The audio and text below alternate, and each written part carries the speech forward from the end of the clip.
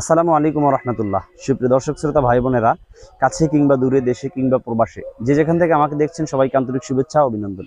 দর্শক, আজ আমরা আলোচনা করব স্বপ্নে যদি কেউ দেখে যে গরু বা অন্যান্য কোনো প্রাণী তাকে তাড়া করছে, ধাওয়া করছে, এমনকি তাকে বাসা পর্যন্ত পৌঁছে দিয়েছে, অথবা সে আশ্রয় নেওয়ার জন্য কোনো ঝুঁকির ভিতরে আত্মগোপন করেছে, এরকম কোনো স্বপ্ন দেখলে তার এই স্বপ্নটা কিসের উপরে প্রমাণ বহন করে?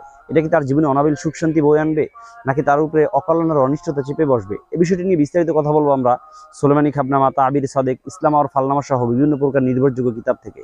তবে এর পূর্বে আপনাদের কাছে একটি নিবেদন থাকবে, আপনারা যদি আমাদের চ্যানেল কিংবা পেজে নতুন হয়ে থাকেন অবশ্যই চ্যানেলটি সাবস্ক্রাইব করে রাখবেন। আপনাদের যদি জীবন ঘনিষ্ঠ কোনো প্রশ্ন থাকে কিংবা স্বপ্নের ব্যাখ্যা জানতে চান, আমাদের কমেন্ট বক্সে প্রশ্ন করুন, আমরা আপনাদের সকল প্রশ্নের উত্তর প্রদানে সচেষ্ট থাকবো। ওমা তৌফিকি ইল্লা বিল্লাহ। দর্শক, সুলেমানি খাবনামার ভিতরে উল্লেখ করা হয়েছে, স্বপ্নে যদি কেউ দেখে যে গরু, হাতি, ঘোড়া অথবা অন্য কোনো প্রাণী তাকে তাড়া করছে, ধাওয়া করছে, তাহলে এর দ্বারা বোঝা যায় যে তার কোনো শত্রু রয়েছে। হতে